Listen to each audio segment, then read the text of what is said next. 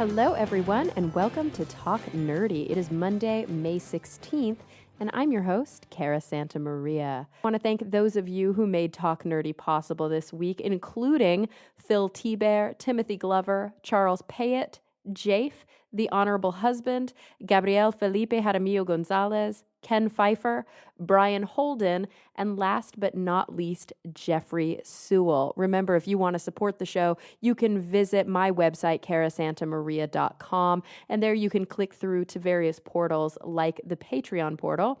You can also get there directly by visiting patreon.com/talknerdy and also the PayPal support button. And if you're interested in advertising on the podcast, just shoot me an email to shoptalknerdy@gmail.com. All right, guys, I'm really excited about our episode today. It has been quite a while since we've talked climate change in any serious way. It is a frequent request of you guys, the listeners, so I wanted to make sure that I gave it its due this week. So I sat down with Ben Hauck. He is the creator of the website fightclimatedenial.com, a really great resource for learning more about the arguments that climate deniers make, for learning how to counter them, and for keeping up to date on climate change and climate denialism, and also policy surrounding those things. So without further ado, here he is, Ben Hauck. Well, Ben, thank you so much for joining me today to talk nerdy. Thank you, Cara. Thank you for having me. Of course. I'm excited about this. So we met online, which is always fun. You meet somebody on Facebook and you realize that they're super interesting and you want to hear what they're up to. And you run the website fightclimatedenial.com. Correct. Climate denial. That's a big thing, right? And did you specifically choose the word denial as opposed to, I don't know, what are some of the euphemisms people are using? Skepticism, which really pisses me off. Yes, skeptic is the one that they try to brand themselves as, but at the end of the day, it truly is denialism. Yeah, because skepticism, by definition, is healthy, right? It's about choosing to utilize rational thinking, critical thinking, evidence-based thinking, and apply a healthy dose of kind of, I don't know, what is the euphemism for skepticism? A healthy dose of concern, of non-credulity, until there's enough evidence to support it. Absolutely. And skepticism is a key fundamental part of science. Mm-hmm. You have somebody do an experiment and they come out with some data and they put it out there. The skepticism within the scientific community is able to actually strengthen that. Whereas denial is completely different from skepticism. Denial is when people look at a set of data and it may have backing a scientific consensus, and they just say, no, I do not believe that. They have no backing necessarily. They've just decided, I deny that that information is true or that data is correct or valid. So I'm going to want to get into some of the common kind of talking points and some of the common things that we can learn in order to fight climate denial. But before we do that, I want to talk a little bit about the impetus for this. I think it's obvious to most people why, big oil would be trying to, fight climate change or the quote belief that climate change is true. Why is it that so many everyday people, so many people who don't have stock in big oil, but have stock in having a healthier planet, are so easily able to say, maybe not that it's a hoax. I think we are moving more and more away from everyday people saying it's a straight out hoax, but saying, well, yeah, the climate might be changing, but it's not really getting warmer. Or even if it is getting warmer, it's probably not anthropogenic. Like, why do you think that everyday people are many of the people that your website is confronting? So there's a very broad spectrum of denial out there. And it can be everything from something that's very understandable. Individuals don't want to feel as though they're responsible for some of the things that they see or that are happening in the world. You don't want to think, I'm driving my Suburban, I live this particular lifestyle, and that is having an impact on people in other parts of the globe, or it'll have an impact on my kids or their grandkids.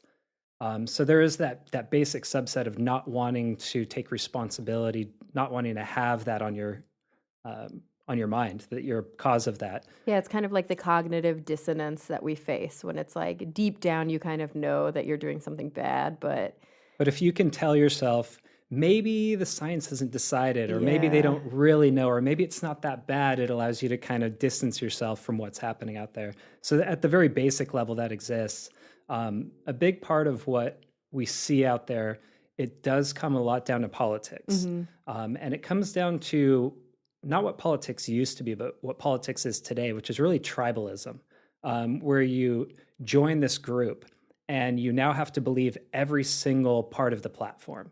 It's the GOP believes that climate change either isn't real, or maybe it's real, but it's not human caused, or if it is human caused, maybe we don't really need to do something about it, or maybe it's even good for the planet. That you have to take that stance if you're part of the party.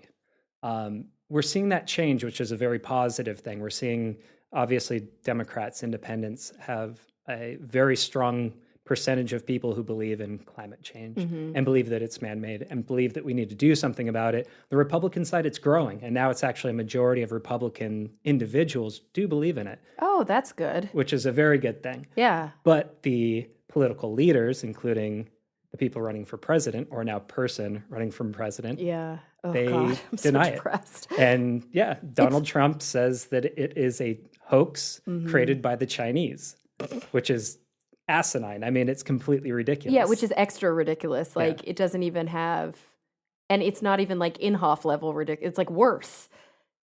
I don't know if you're like, I don't know if it's I don't know worse. about that. Inhofe, I think, is one of the worst of all of the deniers. Yeah, well, because he sat on the House Science Committee. Like, he actually has power to do something about it. Exactly. But do you think that the clusterfuck that has been the Republican nomination up to this point and the divisiveness of Trump being the nominee, do you think that that will have an effect on more rifting within the Republican Party, that you actually are starting to see moderate Republicans and more thoughtful Republicans sort of coalescing together in a not my nominee stance that may have some sort of effect on their ability to see reason with this issue?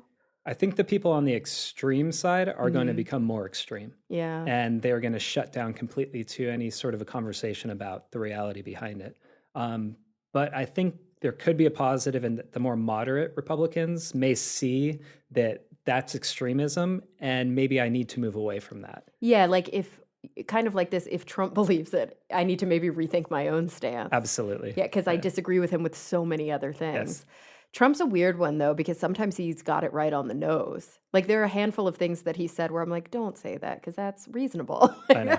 One of the most depressing moments is when you actually agree with Donald Trump. Yeah, like when I think he recently made statements about trans individuals and separate bathrooms, in contrast to Cruz's statements. And I was like, no, don't be liberal about this. Exactly. Don't be on Trump's side. It's the worst. So bad. But that is also, I think, what it means to be a skeptic, right? It's to make a decision based on the evidence and not make a decision based on a sectarian view, a tribalist view. So yes, sometimes I am going to agree with Trump, which is a bummer, but I'm not going to, out of principle, change my viewpoints because of that, which is important. And not everybody does look at the world through that lens. I am happy to see that there's a trend towards understanding that human-caused climate change is real. Do you think that education is the answer? Do you think that it's because of a knowledge deficit? Or do you think that there's another way to change hearts and minds about this? Education's a big part, but it has to get beyond throwing numbers or throwing charts and graphs at people. People have to be able to see not only, okay, here's the projection of CO2, or here's what the parts per million are in the environment currently. It's here's some actual impacts of what are happening today as a result of climate change. And you can see everything from the drought in California. Climate change doesn't cause the drought, but it makes the drought worse, and it makes it more persistent, and the impacts of the drought become worse. You look at the flooding in Houston. Oh my God, very that was recently, so terrible. which was horrible. Yeah. And Texas Republican state, I'm sure a lot of people are like, nope, it's just an act of God. It's like, Mhm. well, no, there is very strong science that doesn't say those floods are caused by climate change, but you can attribute some of the impact, how bad they were to climate change. Yeah, it's the same with hurricanes, right? We were recently talking about on the SGU. Like climate change is not going to cause you can't link a hurricane specifically to climate change, but we can see trends that they are going to be more powerful, that they are going to be more destructive, just kind of across the board. There seem to be a lot of what the insurance company would call an act of God. There's just going to be, God is just going to be more and more pissed lately. He's going to be very active out Yeah. there. And you can look at an example like Superstorm Sandy is a Mhm. good example. Would that have happened without climate change? Possibly. There was warm waters off of the coast, which strengthened the storm. Normally, the jet stream would have pushed that storm back out to sea, but due to some changes in the way that the jet stream was functioning and the warmer waters off of the coast, it went straight into the coast. With the warmer ocean waters as well, that provides more power to these storms. And on top of that, you have some sea level rise, which Yeah. some of it is more natural causes, some of it is due to climate change. And that sea level rise caused the storm surge to come even further in than it would have otherwise. And it's not like a 1-to-1 type basis either. If you go from a 3-foot to a 4-foot storm surge, the impacts become much greater. It's not, oh, it's 30% more, 25% more. It can be more like 50, 60% more because it reaches more land and Yeah. more infrastructure that was thought to be safely away from the sea. And so we saw this obviously. A good example was in New Orleans when the levees broke and the levees just weren't up to snuff. Another good example, again, we were just talking about on the SGU, was the famous hurricane of 19 in Galveston. Is it 1901, 1918? I don't remember that It was one. one of the worst hurricanes Yeah. of like the most destructive in the history of the United States. And you see this happening when the infrastructure either isn't in place or it's only in place up to a certain point, Yeah. right? That you're, well, historically, we're never going to have this issue beyond X, feet inland. And the ocean is higher, right? The sea level has risen, and it's a double whammy. It's the water's warmer, which makes it expand more, and that we physically have land ice now melting into the oceans, which, people always, I think there's a big complication between, or confusion between sea ice and land ice, and people argue, oh, but the pole, there's more ice now, and so how could that be climate change? So do you want to maybe take a minute to kind of help clarify the difference between the two? Absolutely. Couple things there. First of all, in terms of the sea level rise. Mm-hmm. As you said, part of it is the thermal changes in ocean water. As water heats up, it expands. I won't be able to give you exact percentages, Sure. nobody could, but it's about a third of sea level rise is currently caused by thermal expansion of the water. Wow, that's a lot. About a third of sea level rise comes to the land ice melting from Greenland. Geez, that's also a whole lot. And about a third comes from the Antarctic ice sheets melting. Mm-hmm. So those are your three main factors to sea level rise. There's a lot of other things that come into play, and land-based glaciers, quite a few other things. But when you look at the dominant factors for it, those are your three.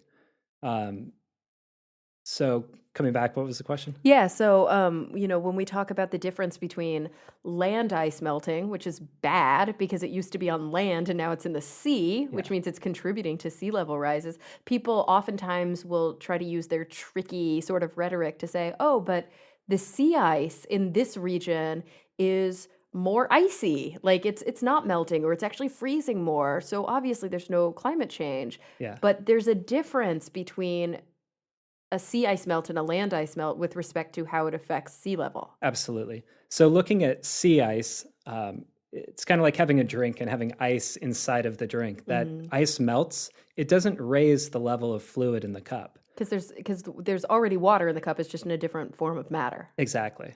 But if you had like some ice sitting on top of the cup and like on top of a grate and the ice is melting into the cup, it'll fill up the cup and it'll overflow the cup. And that's what's happening. That land ice, as that melts, that adds to the volume of the oceans and that causes the sea levels to rise.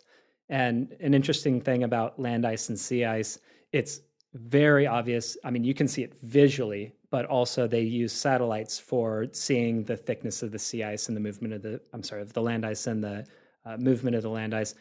We are losing massive amounts of land ice in both Greenland and the Antarctic.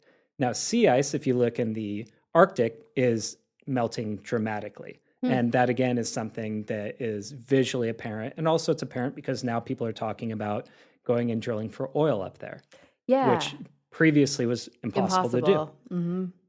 That's now becoming much more possible, which is very ironic, due to climate change.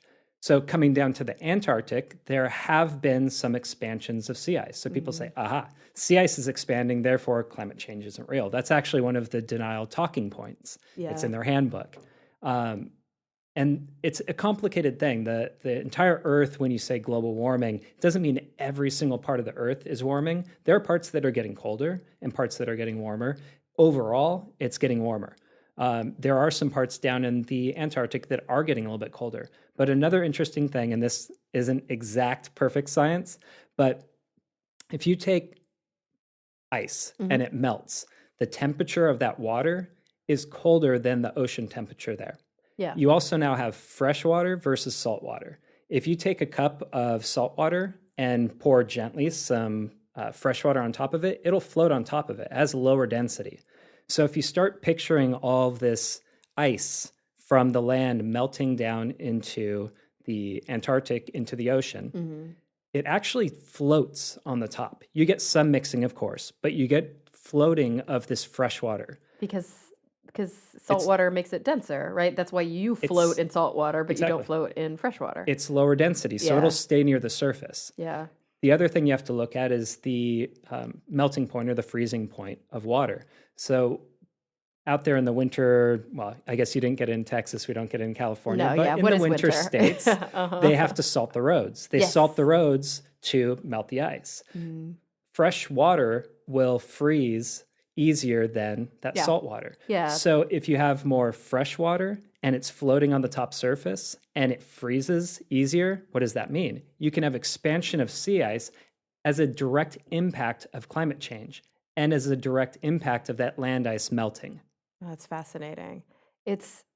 And horribly depressing. You know, I'm wondering if these kinds of visual descriptions that we see, you know, the sad polar bear all alone with the ice just like calving like next to it into the ocean, or there was a Vice piece on Greenland which was not amazing, but it was beautifully shot, and there were aspects of it that were really telling, and they were going with some researchers and they had placed these kind of spikes into the ice with markers. I think there were flags on top, and then they would go back year after year, and it was dramatic. Like you would see where the flag was at the surface last year, and now it's like sticking 6 feet out of the ice. Like that's dramatic. I'm wondering if those sort of visual representations do more for the public than looking at graphs and charts and hearing numbers and hearing about international meetings and committees, or is it really what it does to people? Because I think the problem with looking at a glacier melting or looking at a sad, skinny polar bear, as much as it affects a certain percentage of the population, is it doesn't really speak to people. But when you see Bangladeshi, you know, locals losing their homes and getting ill, dying because of a direct result of climate change, it's more impactful. Problem is, here in America, we don't fucking feel it. Yeah. And anything that's happening in any other part of the world, in the United States, first of all, it doesn't get any media attention. None. And even if somehow it does, people don't connect with it. So I think one of the keys is to start really tying in some of the events that are occurring in the United States. It's probably a selfish thing that we only care about what's happening within our borders, but if that's what it takes, then that's what we need to do. Yeah, if it'll have a greater impact, I mean, go to where the audience is. So if you look at Sandy, or you look at the flooding in Houston, or you look at the drought in California, and you can start attributing climate change to part of that impact.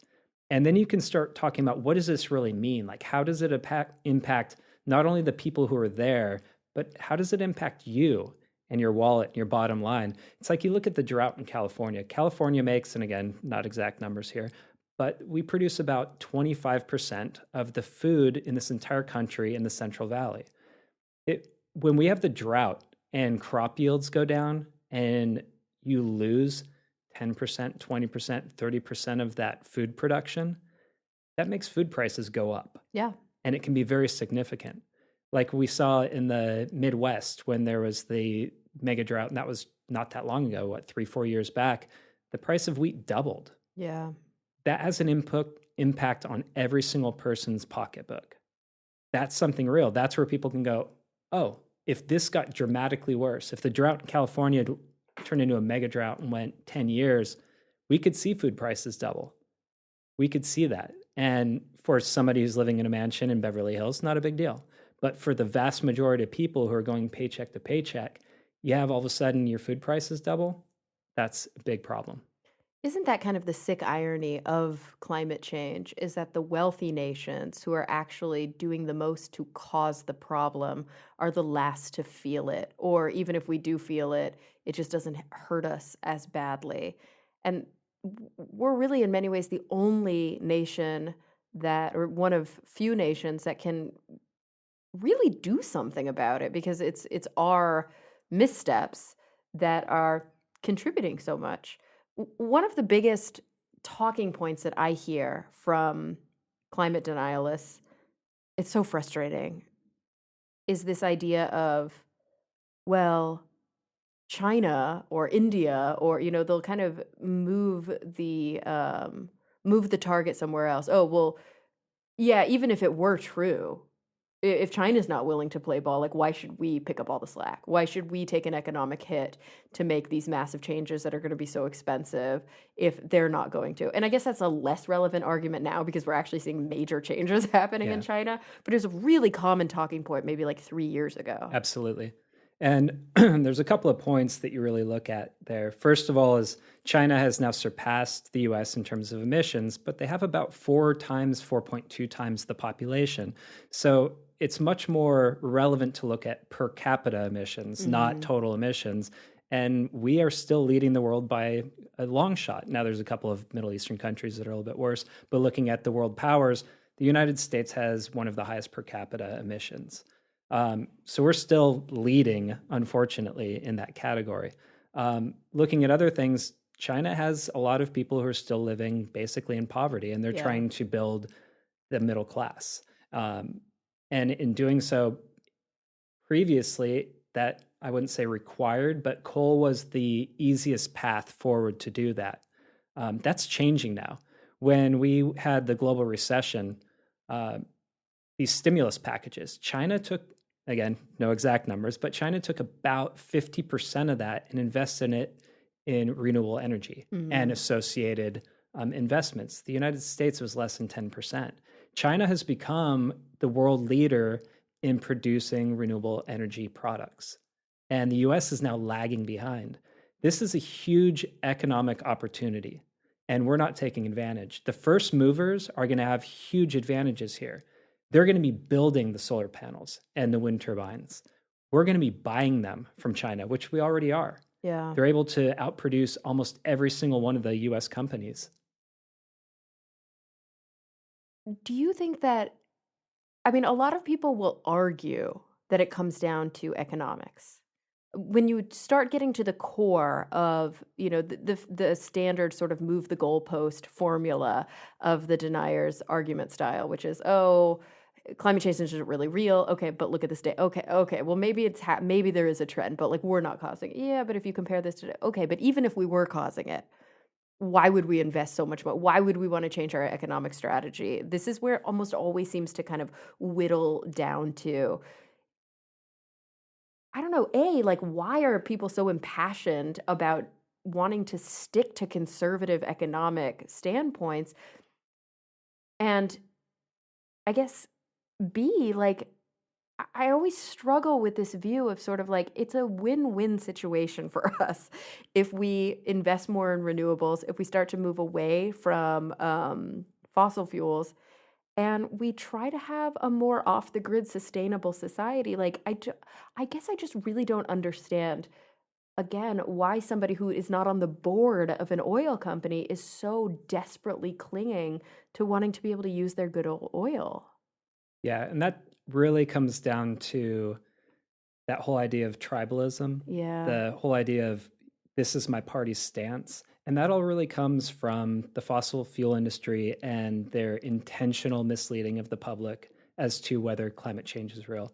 One of the big stories that started last year, it's going to become an even bigger story as time goes on here, is the whole Exxon New story. Exxon, back in, I think it was the mid 1970s, had their scientists investigating the impacts of carbon dioxide in the atmosphere. Mhm. They were some of the first groundbreaking climate scientists out there. They determined that climate change was real, the greenhouse effect was real, it was being caused by fossil fuel emissions, and that something needed to be done because it was going to reach a crisis point. Exxon at that point could have gone out, unveiled all of their findings, and determined now is the time to start looking at future technologies, future energy to be able to transition our world away from this. What Yeah. did they do?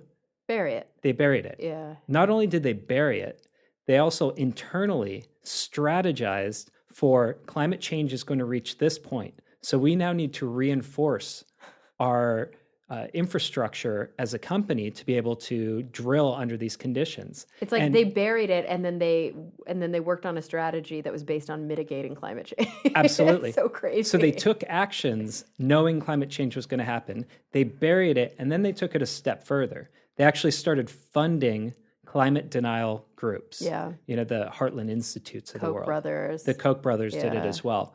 And the API, the American Petroleum Institute, which has a lot of big US companies, ConocoPhillips and Shell and quite a few others, they all went in on this together. And their intention there wasn't necessarily to disprove climate change, which is almost impossible to do when you really get down to it. It was just to create enough confusion, to muddy the waters, to say there's a lot of unknowns out there and the science isn't really settled. So before we take action, what we really need to do is more research. And that really fucks the public because it puts scientists in a position where just communicating science becomes activism. When you politicize a scientific topic that is apolitical, that is simply this is fact and this is fiction, this is what the data tell us and this is what the data don't tell us, but the climate around it, no pun intended, becomes so politicized, what you find is scientists starting to shy away from talking about it publicly, starting to shy away from having strong opinions about it publicly because they don't want to get caught up in a politics game. And then you don't have anybody arguing on Team Planet Earth. It becomes, except for the Greenpeace kind of fucking fluffy activists who you almost don't always want to be aligned with. It's a difficult position to be in. Absolutely. And you look at scientists, and they've been attacked by these climate denial groups. If you look at the book Manufacturing Consent, it goes into a lot of very specific examples. But there's these people who knew that the science was solid. So instead of attacking the science, they attacked the scientists. And they tried to undermine their reputation and accuse them of doing things, of changing data or manipulating data or omitting data to fit what they wanted the message to be. And it was very effective. You also look at what the media does. You know, you look at the media from way back in the day with the fairness doctrine. The media is trying to show a balanced argument on this. So they have both sides. Well, the science, it's basically a consensus. You know, you hear a lot of numbers out there, 97% is the number that most people say, but basically there's a scientific consensus. The entire scientific community, not only in the United States, but worldwide, agrees that climate change is real, it's happening now, it's man-made, and we need to act. But the media feels this need, or they do it because it gets people to watch. Yeah. That if you create this argument, this balanced argument, well, we have one scientist and we have one guy who disagrees with the scientist. Let's have them yell at each other a little bit, and we're doing our job as journalists. They're not. It's horrible. Yeah. One time I was on fucking The Young Turks, which is a show I used to go on quite a bit. I still go on sometimes. Um, and that's a really overtly liberal, progressive news network online. But this was back when it was on current TV. And I remember Cenk booked me on this episode, and he's like, "I want you to come on. I want you to talk about climate change." I was like, "Okay, cool." So I like beefed up on it and got ready to go on. And then he's like, "Oh yeah, by the way, so and so's coming." I don't even remember the fucktard's name, but it was like some horrible climate denial list, like a big time climate denial who was doing all the media rounds. And he's like, "Oh, by the way, you're going to be on with him." And I'm like, "Cenk, why the fuck are you doing this to me?" Like, it's not good for your audience. It's not good for your reputation or my reputation. And again, it was all the bullshit, talking points. And of course, it's one thing to know the data. It's another thing to be good at debating, which I don't think is my strong suit. And so I felt woefully unprepared to be able to go up to basically a very, I don't know, charismatic talking point machine. And this is what you see a lot of times. You see these mismatched fights on air between a scientist who knows everything that he possibly needs to know, he or she, and a denialist who's a way better talker. And then what is the viewing public supposed to think? Absolutely. And they can just run over most scientists. And you'll find most scientists now avoid putting themselves in these positions. Mm-hmm. You have a handful of scientists who truly can handle that. But that's really not the case for the most part. And they're targeted. Yeah. They've been just attacked. Their personal lives have been attacked. They've been, every single little thing put underneath the microscope. Just how difficult. I mean, you basically have to fall on your sword to be in that position. You have to say, "This is my calling. I never wanted it to be my calling. I just wanted to do good science. But now I'm the ambassador for this, and, come at me." Yeah, and that's actually kind of one reason for what I'm trying to do and what I intend to continue doing is we have to have people who are willing to stand up to the denialists, who can be aggressive, who aren't the actual scientists, but can communicate in a regular way. One of the things I've been trying to do on my site is kind of rewrite some of what the scientists have been putting out to the public in a way that people are going to understand. If you're using way too many graphs and way too many numbers and way too many scientific terms, how many people are going to really sit down, read that, absorb that, and walk away with, "I need to do something now"? Very, very few people. But if you can take it and turn it into something that's more consumable, make it a little bit more interesting, a little bit more fun, that's really the approach that I think we need to make as a group. So we really need our own firm that goes out and takes the science and translates it into something that we can hear, which is really what you do and what science communicators do. And we need that in climate science. We need it more because I definitely will admit, I'll be the first to admit that climate science isn't my strong suit. It's something where if I'm called to do it for a TV show or for something, that I can usually bone up and I can reach out to my to different experts and my different sources and try to be ready for it. And if I'm in a position or have a platform where I'm there to communicate a specific aspect, I'm usually okay. But you throw me in the ring with a denialist and it becomes a different situation altogether. So for me, what I also would love, and I'm sure what a lot of people listening would love, is just like the denialists kind of have their playbook, to have the anti-denialist playbook. It's like, what are the common arguments that denialists make, and what are some good responses to those in a clean, simple, not overly complicated way? How at a dinner table can I say, "Yeah, that's a common talking point, but actually this is the case"? Yeah, and that's a really good point. There are very common arguments that are used in climate denial. It's kind of always the same shit over and over. It's the same shit every single time, though it's getting a little bit more advanced as they progress. I mean, at the beginning, as you'd said earlier, it was climate change isn't even happening. The Earth isn't even warming. That's the Inhofe, right? It's the greatest hoax ever perpetrated. Is that what he called it? Exactly. And he has a book, too. It's on Amazon. Check it out. God. It's great. I've done a couple of tech pieces on that guy. Just a real piece of work. Oh, yeah. Yeah, piece of work. Woohoo. But if you look at that statement, you would think that would be basically extinct at this point because the data is there, the science is there, the consensus is there. But Ted Cruz had a panel not too long ago, this is very recently, and used the same talking point. He came out and said, here, we have this data right here. Look at this graph. Look, the line is going down. The Earth is cooling. Well, what the jackass did and what they continue to do is, okay, if you look at the temperature of the Earth, there's multiple methods of looking at it. 3 of the biggest methods are looking at the atmospheric temperatures, which they generally do with satellites.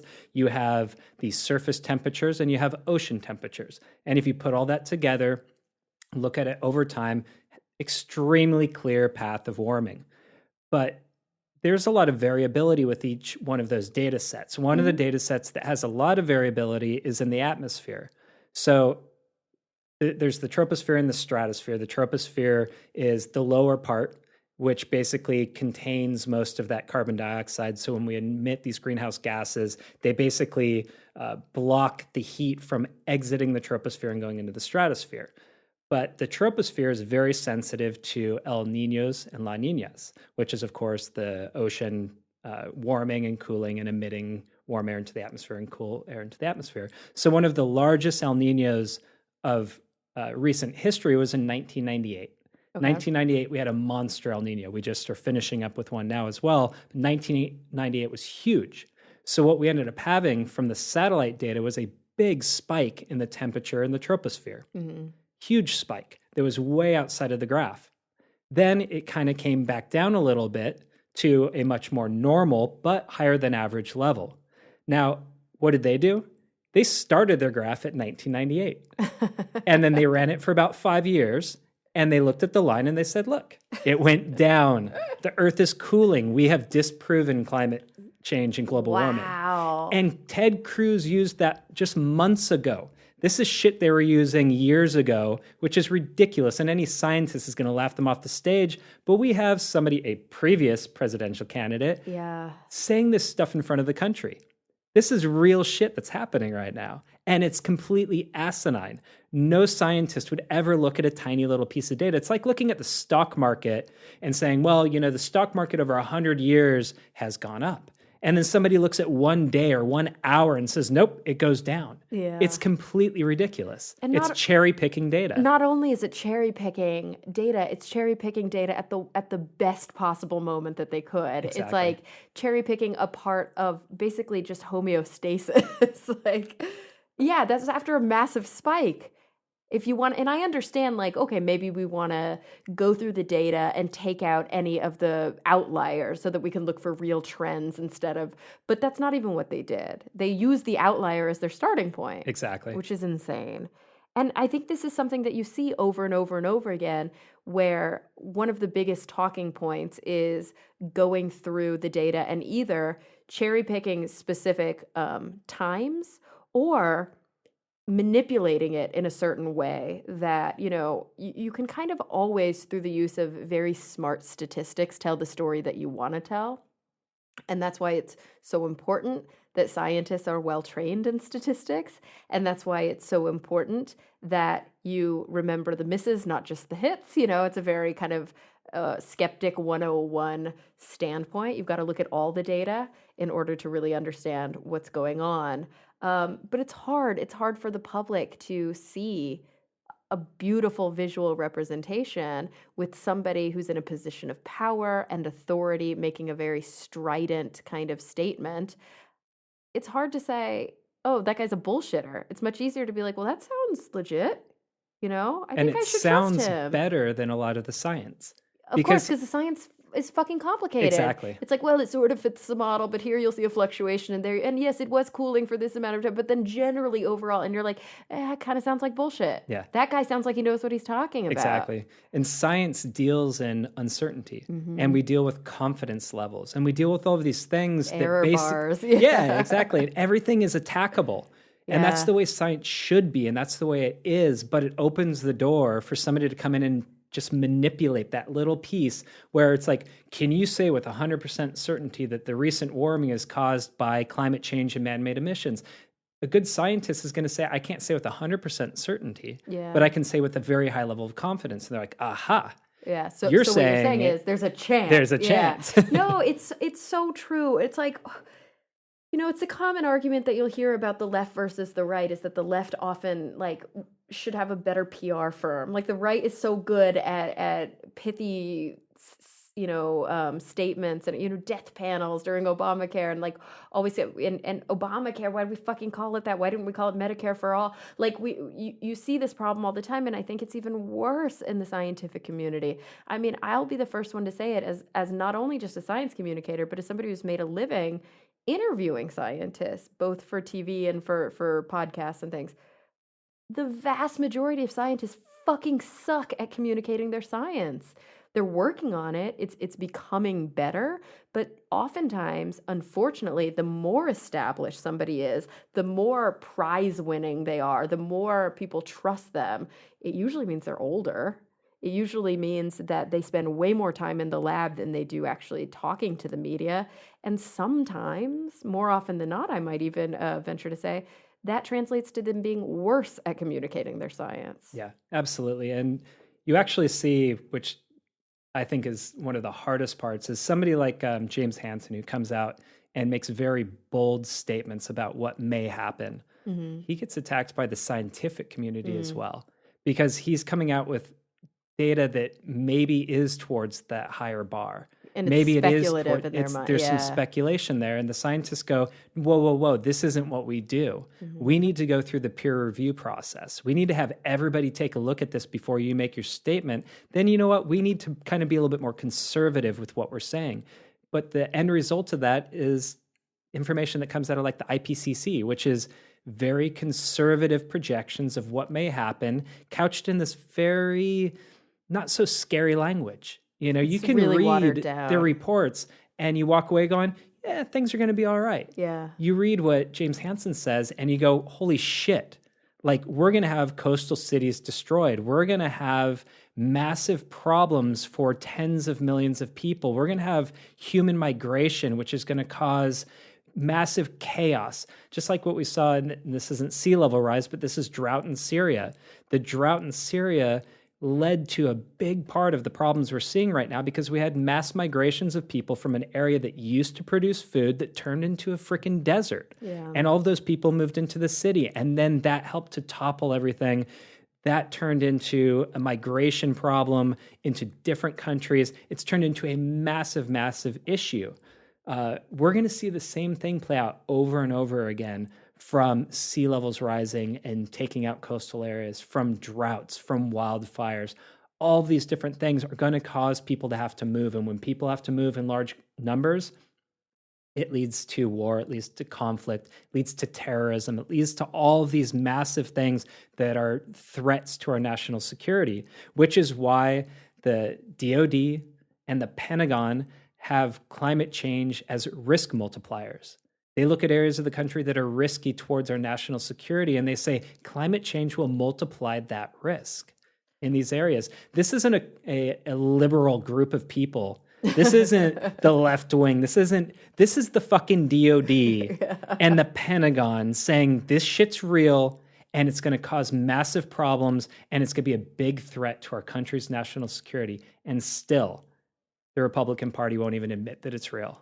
And you would think if any talking points are going to be effective, that we should be using those. We should be, if this has already become a politicized issue, because we've allowed it to become a politicized issue on the right, talking about best economic practices and where should we be putting our funding, why don't we start having the conversation as it being a geopolitical issue, as this is going to have or is already having a massive effect on national security, on infectious disease, on global population imbalance, on financial security across the globe. I mean, all of these things are sort of like the horsemen of the apocalypse. You know what I mean? Like, these are the things that at a national level, the government, these are the things they're having the conversations about behind closed doors. Yeah. Yet, as a population, we all often talk about it as like, oh, it's going to get warmer. Like, that's our biggest concern. Like, oh,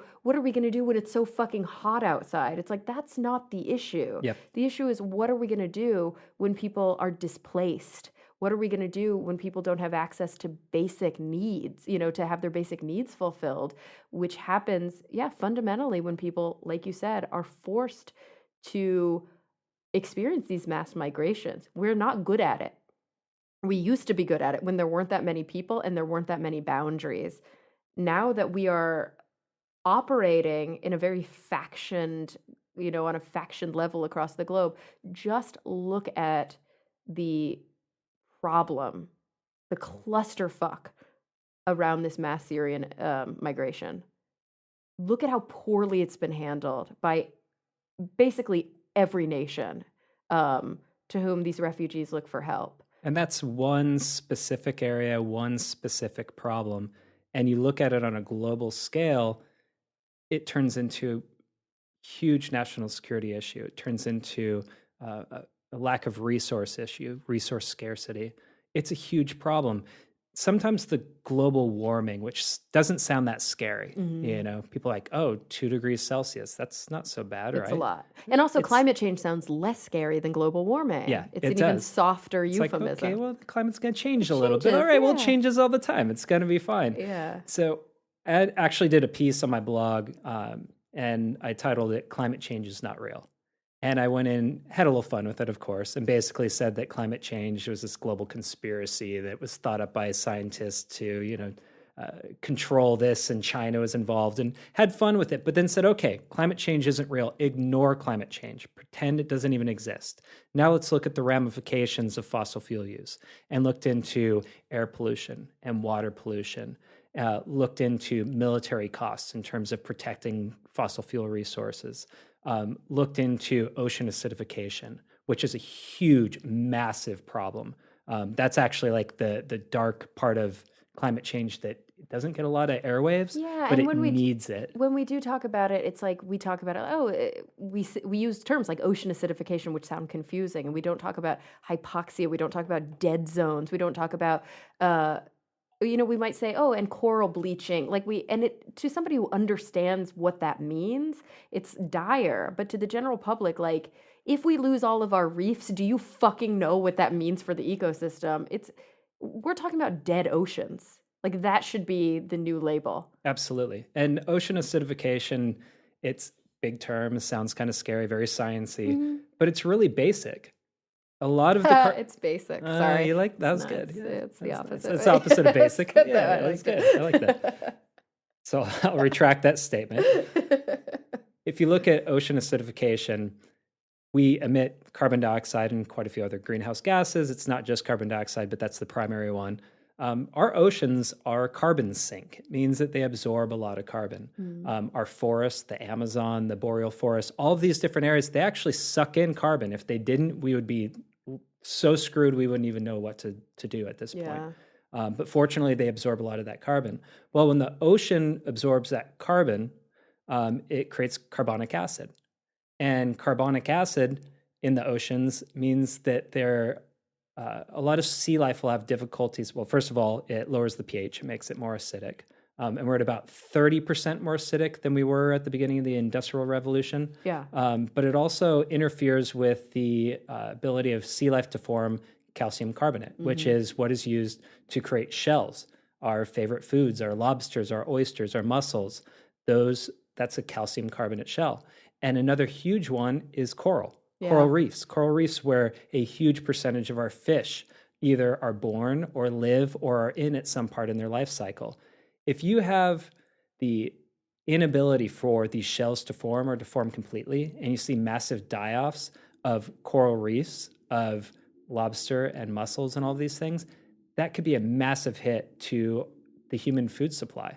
And not just the human food supply, like, that is such a huge ecological niche that what you see is the things that they eat overpopulating, and you see these big blooms that are really dangerous. You see the things that eat them starting to die off because they can't find their own food source. So yeah, we can't eat the shellfish, but also we can't eat the bigger things that eat the shellfish. And eventually you just see this cascade of death. Like we are in the sixth extinction. Like, we are seeing a massive global extinction right now, and for whatever reason we don't seem to fucking notice. Yeah, nobody notices, especially in the United States, because there's always food on the table. We always have food coming in. But there's areas where locals used to subsist on the fish in local lakes or local oceans, and the fish are gone. Yeah, they're gone. They're not there anymore. Like, you guys, like, the tuna's not gonna be on the shelf soon. Yeah. Like, the fact that we eat tuna in such a crazy quantity that it has just become this, like, we treat it like it's a never-ending supply, but these are deep sea huge fish that are we're, fishing at to extinction. And so on top of the overfishing, we also have an ocean that can no longer sustain life as it did. And you see these weird species because, right, we think about pH. Not only can the shellfish not make their shells, not only is the coral bleaching out and it can no longer sustain life, which is, fucking coral reefs are the rainforests it's where all the biodiversity is. Think about pH, even if you don't understand, what it is with the proton concentrations and the logarithmic scale, you've heard of pH. Your blood has a certain type of pH. It's 7.35. That's what I was just Googling. I knew it was somewhere around 7. I couldn't remember where. 7.35, and we have buffers in place, carbon being one of them. Actually, interesting, breathing helps us keep our blood pH where it needs to be. That if it just goes like 2 points high, and not like 8, like you'll die, but like 7.38, 7.46, like death. Like death. It's this very narrow range that we have to keep our pH in order for everything within our body to work, all the proteins to do what they're supposed to do, all our enzymes to do what they're supposed to do. And think about, we're seeing a massive shift in the ocean. So not just can these organisms not make their shells, not just does the coral not subsist, you see massive die-offs of organisms that have not adapted to live in an ocean that is as acidic as it is becoming. Yeah. It's happening too fast for evolution to be able to keep up with it. When we're talking about a lot of the changes that happen, and they go, oh, the climate always changes. Yeah, what about the ice age? It What always about changes. Yeah. These are gradual things that happen over thousands, tens of thousands a year. When you look at those time frames, animals can adapt. Mm-hmm. And the ones Life that don't adapts. die, but other ones do, and they fill in the ecological niches. Yep. They migrate, they adapt, they do what they need to do to live. But we're talking about things on a very short time frame that are happening very rapidly. And that's the risk. Nothing has the ability to evolve because you don't have enough generations of that life form going through these changes to be able to evolve with the environment. Yeah, so all we see are very specific species that already have mutations which allow them to subsist, and we're going to see biodiversity plummet. Yep. Like, there will always be organisms that can survive these kinds of crazy, I mean, we have fucking organisms that live on sulfur vents in the deep sea. Like, there will always be some things that can survive these huge shifts. The problem is the beautiful diversity of flora and fauna that make Earth what it is, that is going into the shitter. Like, we're already seeing it happen. When people can't see the effects of climate change, it literally is right in front of us. It's just we hole ourselves up in our houses with brick walls, and we don't ever look at nature. And one thing you'll probably notice if you're a bird watcher, if you're somebody who likes to sit in your backyard and experience even the urban wildlife around you, is that you're just seeing less of the things that used to be there, less diversity, or you might see way more of just one species, but a whole lot less of all the other species that we're filling in those and you niches. see that in the oceans, like jellyfish. They love the warmer water. Yeah, As we're the all going to oceans be warm eating up, jellyfish. Yeah, we Ugh. better get a taste for jellyfish I because know. they are expanding rapidly. But as they do that, they start overtaking areas. They start overfeeding on particular species, and they can wipe out species. So this gradual warming, oh, more jellyfish, not a big deal, right? No, it's a huge deal. They can actually destroy other species by becoming so successful in that environment.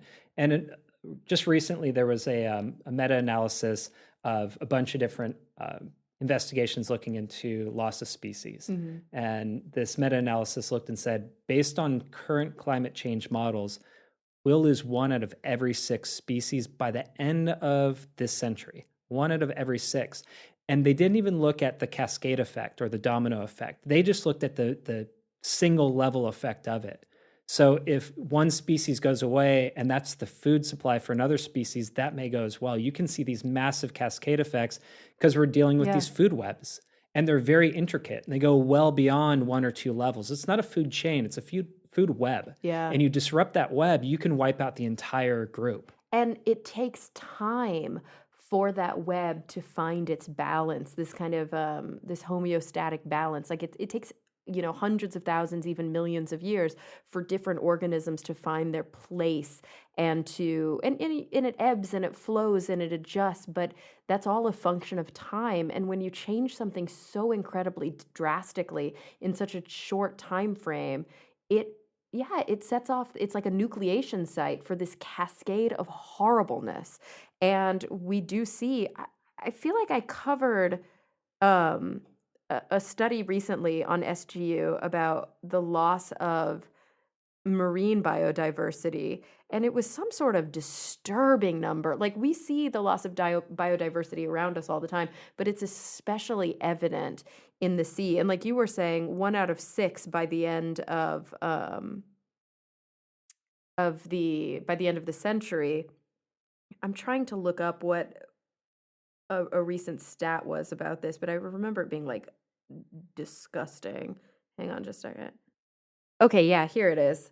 In the past 40 years, so just 4 decades, we have lost 49% of marine species. That's fucking crazy. Yeah, this Living Blue Planet report by the World Wildlife Fund, in collaboration with the Zoological Society of London, looked at extraordinary losses between 1970 and 2012. And they found that we lost 49% of marine species, and some fish species declined by almost 75%.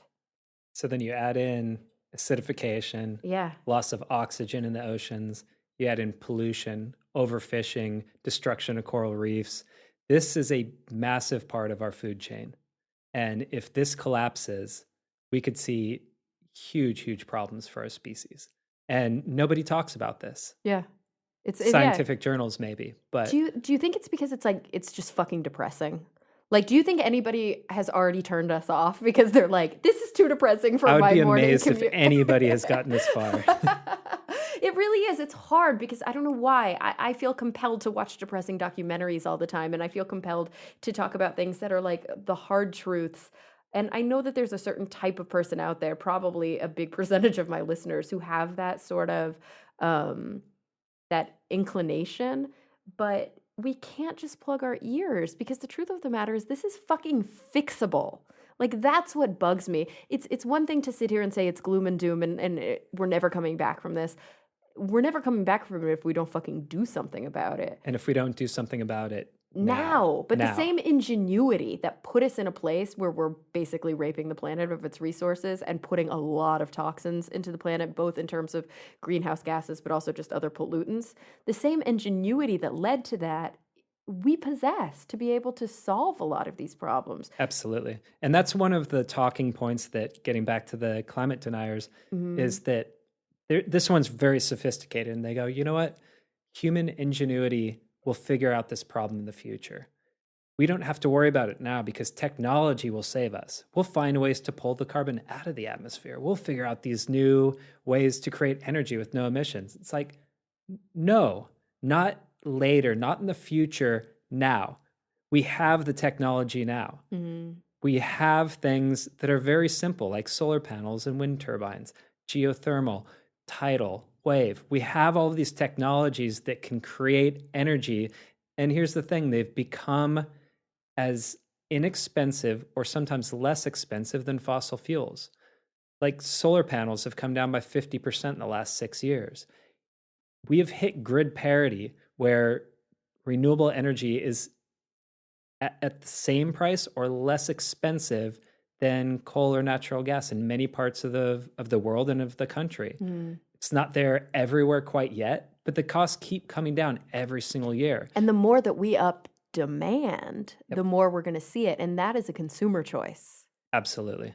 And like, that's not to say that we aren't sometimes faced with false choices. You know, I'll be the first to say that I sometimes will make decisions out of ease, or I'll make decisions because I don't have another decision. Simple things like I always talk about how I hate drinking out of plastic. I like drinking out of like actually reusable plastic better than metal. I'm weird like that. I think water tastes weird out of metal. But I hate drinking out of a plastic bottle because I feel fucking horrible about it. I feel super guilty. The Coke that I'm drinking right now is a Mexican Coke out of a glass It's bottle. out of glass. It's out of Which glass. will be It's recycled. 100% recyclable. Absolutely. And your can is 100% recyclable as well. Plastic can maybe go through the cycle twice and then you're fucked. And then it goes to a landfill and never biodegrades. But that said, if I'm on a road trip and I stop at a convenience store and they only have water in plastic bottles, as a consumer, I might, I'm not forced to do it, but I don't think it's easy enough for the consumer. I think that we need to see both more onus on the consumer to make better decisions, but also more onus on government to legislate a situation where the consumer has no other choice. Yeah, and that's actually a very interesting point, and we've seen that recently in the national parks. Yeah. So a lot of the national parks have been trying to get rid of bottled water, and the companies who bottle water and sell this stuff at 1,000 times the price of tap water, what do you think they're doing? They're lobbying They're against lobbying it. the fuck out of it. And Yeah, it's working. of course. These bans, they're going after it with their legal teams because bottling tap water, basically taking water for free like Nestle's doing in a lot of different parts of the country, including California. They take water for free, they put it in a plastic bottle, they mark it up 1,000 times, and they destroy the environment in the process. And the national parks who want to install water filling stations across the parks and ban bottled waters are now having these lobbying groups come after them.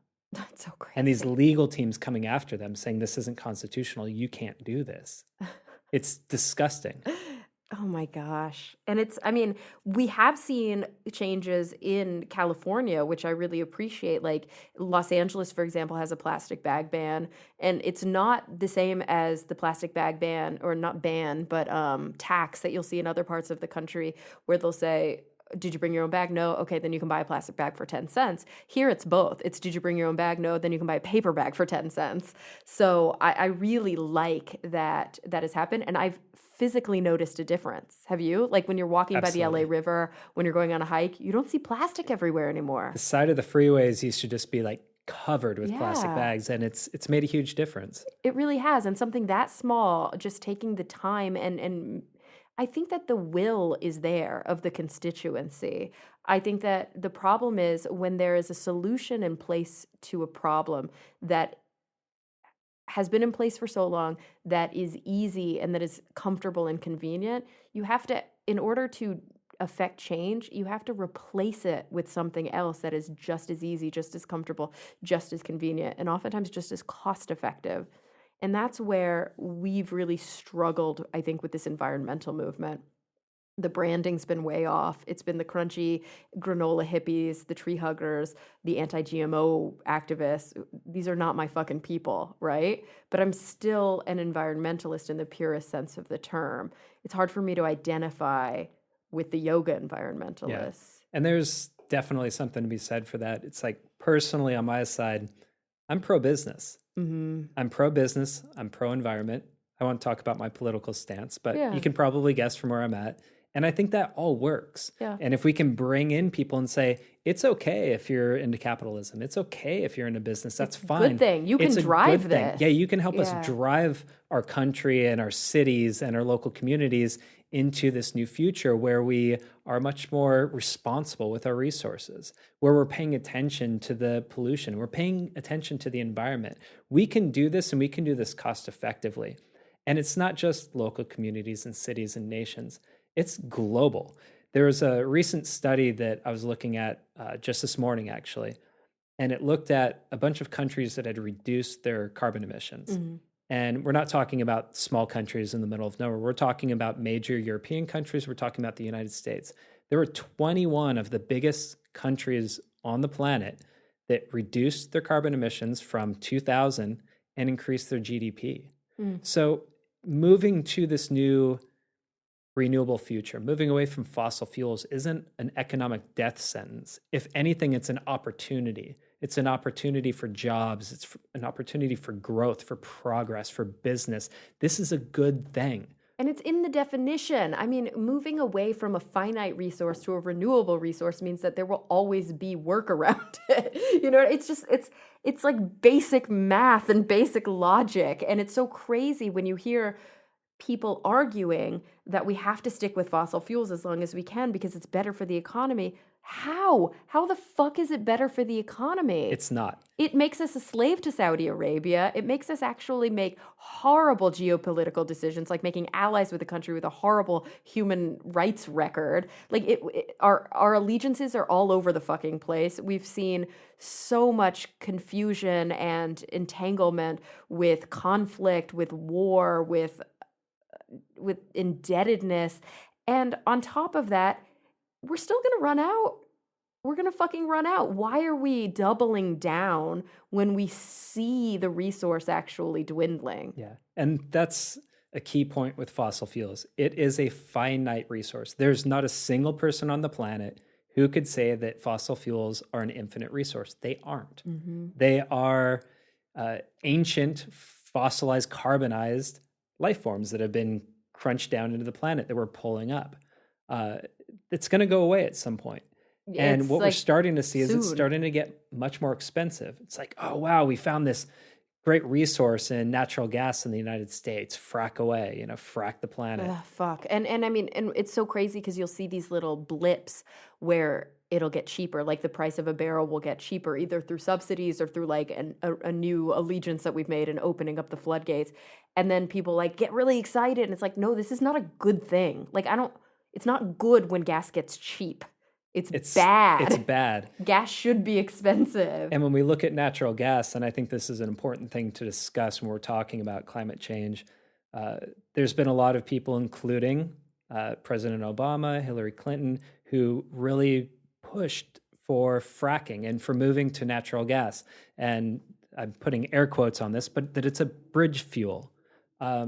It's not a bridge fuel. It's the same fucking thing. In a perfect environment, in a perfect world where you can frack, where you can extract the gas, where you can transport the gas, and then use the gas without any leakage, it is a better solution than using gasoline. It's about 50% less carbon emissions. But here's the problem.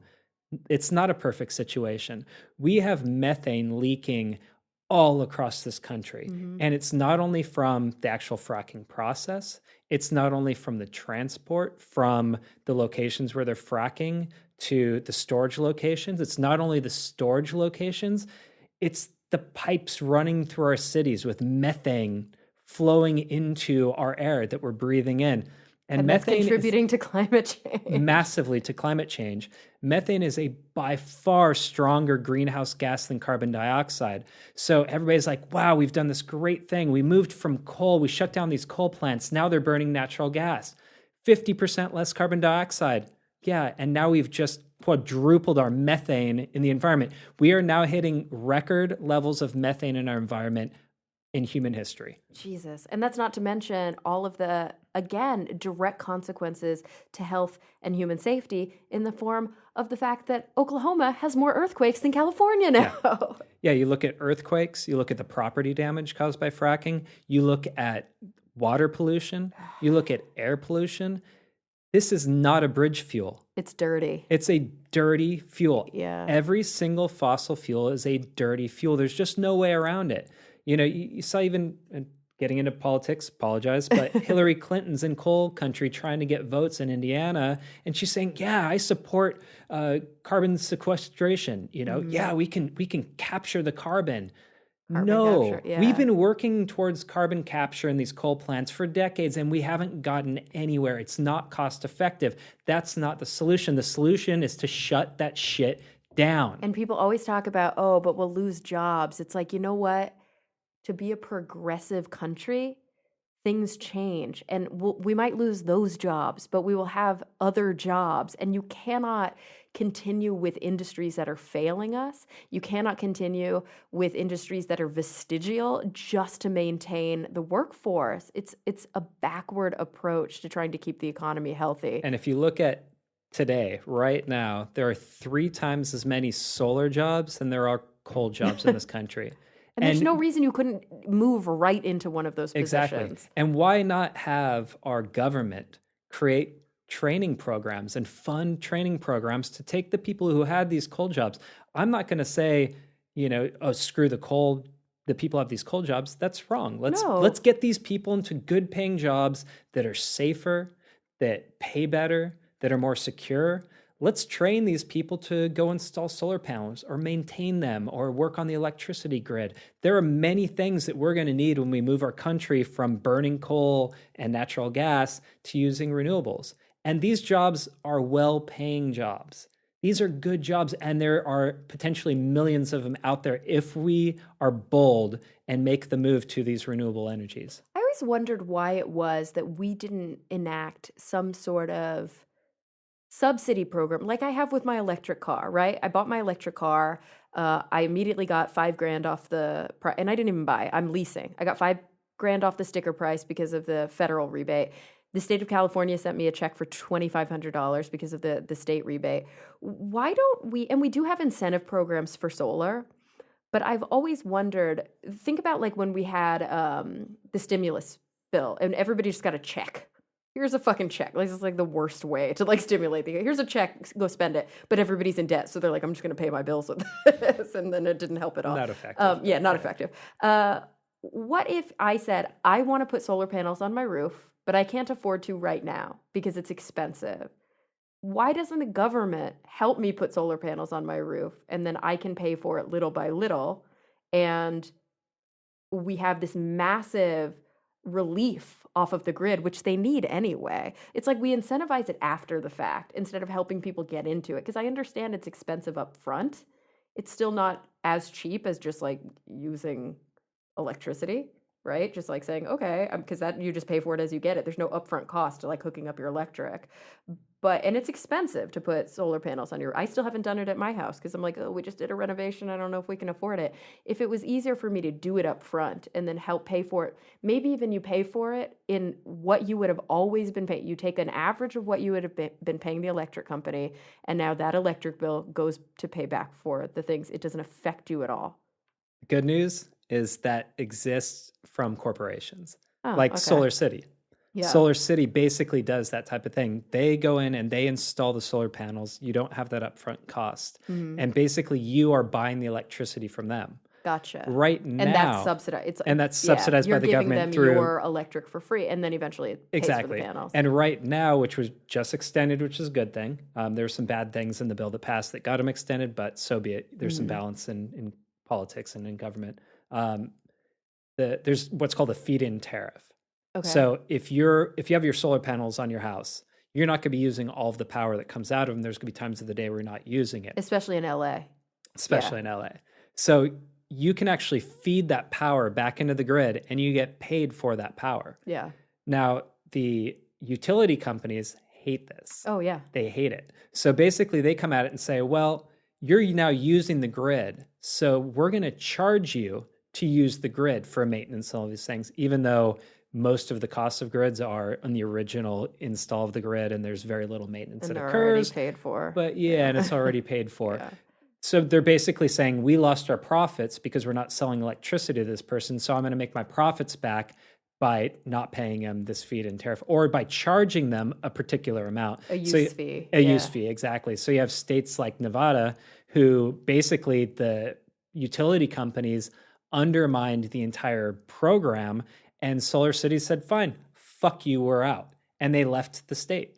Oh, wow. They left the state entirely, even though it's one of the best states possible based on days of sunshine and all of that. It's a great state for solar power, but they're out. Well, and most of the installers left too. And that's bold, and I think it's important what they did. Unfortunately, it leaves a lot of individual residents hanging. Absolutely. Yeah, it's a bummer. It's a tough decision you have to make. So like you were saying, if there was a government subsidized program, that was across all 50 states. Now suddenly these states can't decide on their own with the influence from these utility companies to undermine those programs. Yeah, and this is not me being a super libby socialist. Like, these programs exist for other things. Your fucking corn is subsidized. Yeah. A lot of the things that you have available to you, your fire department is subsidized. You know, these things are already helped, whether it's by your local or your federal government, but oftentimes local governments are fed by state governments or fed by the federal government, depending on the program that we're talking about. This is not a new idea.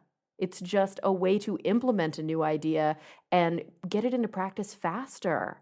You know, this idea of like, let the market decide. Yeah, sure. In pure capitalism, which we don't have a purely capitalistic system, it's a hybrid.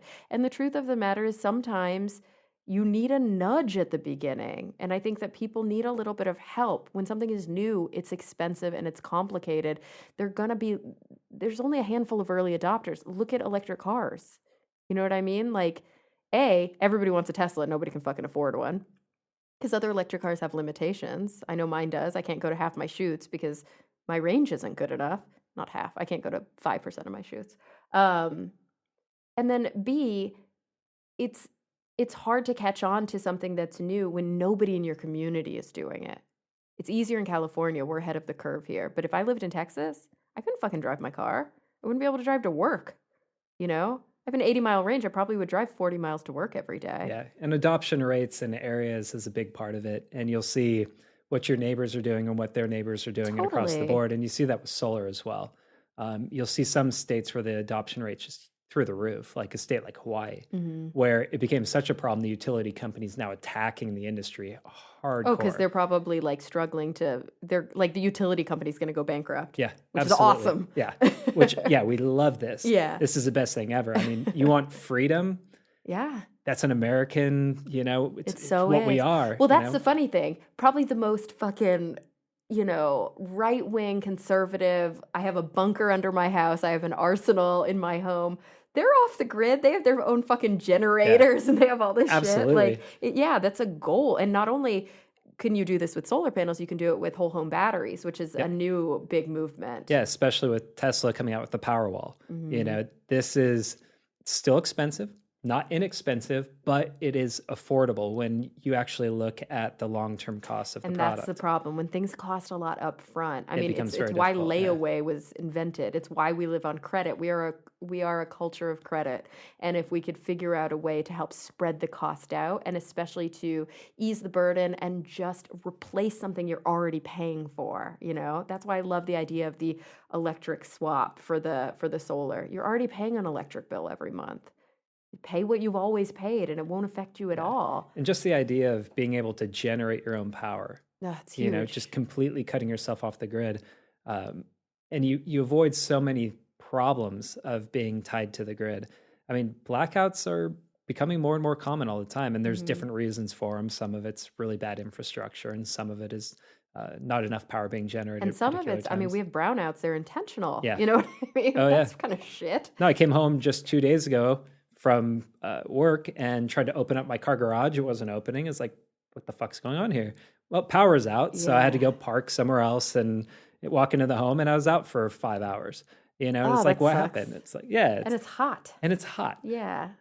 Not fun. Wasn't a fun day. And I couldn't microwave my dinner. I was really pissed off. I had to go old school on Exactly. the stove. I wouldn't be able to use any of my appliances. Well, you're in this new fancy house. I know. I have an induction cooktop. And Your Japanese toilet couldn't open its lid on its own. What would you do? I'd have to go out back with the dog. It wouldn't be heated. It would be a nightmare. It would. I would be lost. I'd be so confused. No, it's true. I think that the direction this conversation is headed is a hopeful one for me, and it's one that I'm excited about because there are options, there are answers, and sometimes it requires going like more high tech. Sometimes it just requires making decisions in your life that are a little more low tech. It's like, where are the places in my home that I'm being wasteful? What the stupid simple things like turning off lights when you're not in the room? They're so important, and I think when we were kids and we learned about these environmental clues, people, probably our generation and younger, sort of the millennial, Gen X cusp and younger, we grew up with these conversations being had on Sesame Street and in the classroom. We knew this was a problem when we were children. I don't know if our parents had the same conversations.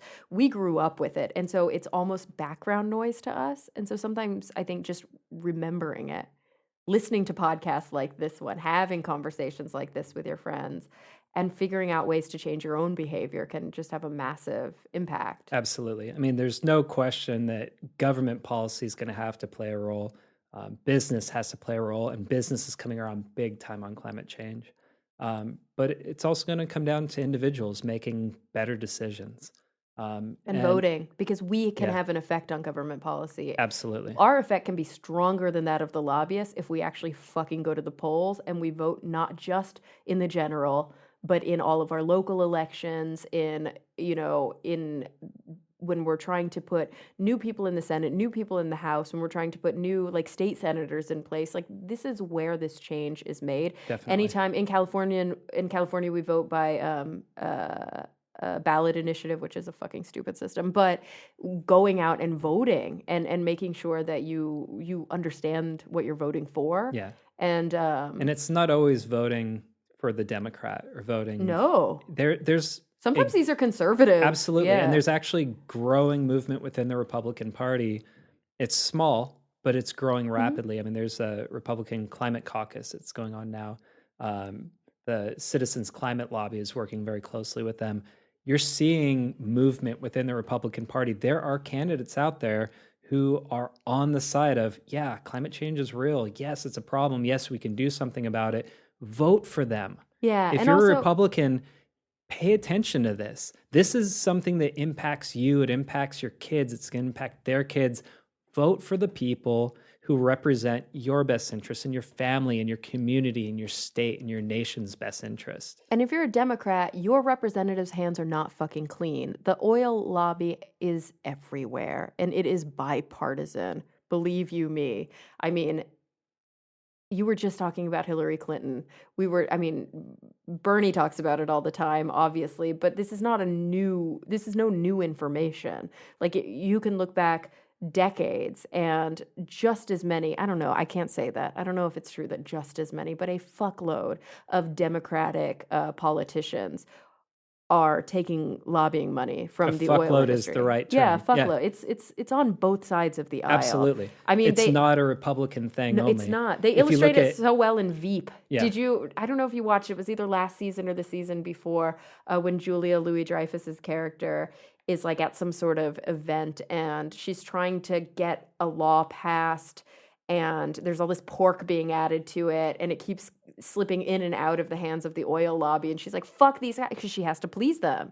It's like they control her whole candidacy, and she's a Democrat on the show. Yeah, and you look at, again, getting back to Hillary Clinton, she's taking massive amounts of money from the fossil fuel industry. And so you look at some of these debates between Bernie Sanders and Hillary, and he asks her straight out, would you support a carbon tax? No, she won't. Yeah. She supported fracking across the globe. She wouldn't put a ban on fracking. There's reasons why she won't do these things. And now you're seeing, universities, private organizations basically cutting ties with the fossil fuel industry to make a point, an activist point, saying, I'm, as much as our university would love for you to pay for this thing that we want to have going on, it's immoral for us to take this money. Yeah, if we take this money, we're part of the problem. The divestment movement is growing. There's sit-ins every day. There are college students sitting in their colleges right now fighting for divestment of fossil fuel investments in these colleges and universities. And not only is it the right moral thing to do, it's the right economic thing to do. You look at the coal industry, it's been decimated. You look at the bankruptcies. It's a dinosaur. Yeah. It's done. We need to move beyond it. If you're invested in coal business, you're going to lose your fucking money. Yeah. And if your college or your organization is investing or anybody's investing in this, it's a bad decision. It's a bad economic decision. It's true. Yeah, it doesn't have a lot of long-term staying power. I need to go back through all of my mutual funds and make I sure know. none of them, it's Got to hard get because all out of there. yeah, Yeah. because it's everywhere. Your mutual funds kind of have so many different things in them. I need to make sure that I'm only buying clean funds in my SEP Absolutely. IRA. One thing you said earlier, just to tie back, Yeah. you had mentioned that this conversation was moving kind of in a positive direction. You know, we Yeah. start with the climate denial and kind of attacking all these points, and we're moving into more solution based. My goal would be to not do my website, not do uh, my blog or anything Mhm. else anymore. If I can shut down fight climate denial, that would be my end goal, because then I could move on to discuss solutions and where we move from here. And I Yeah. actually see that. I see that not too far in the future. The country is starting to get more better informed.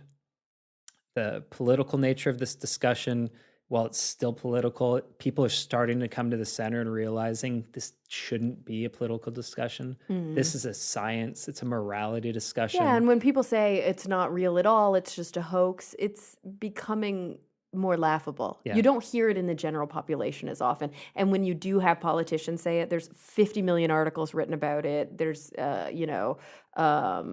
satire made about it. You see political cartoons made about it because it's embarrassing. Yeah. It's getting to be embarrassing. Yeah, and there's still, you look at the general population, I think it's something about 15% of people either don't believe in climate change or don't believe it's man-made. Mm. That's a much smaller number than it was before. It's also the minority. It's So if we actually yeah, were voting, for our interests in this issue, I think we could see a lot of change affected. We just need to make sure that the politicians are getting things on the ballot that we want to be able to vote for. yep. And unfortunately, that's not going to happen until the lobbies start to lose a little bit of their stranglehold there. But they're slowly dying and choking off. So They're going to be around for a while, but what's really going to drive it is when people stop electing uh, politicians who don't believe in climate yeah, change. that's When true. they start paying at the polls and when they start paying at the ballot box,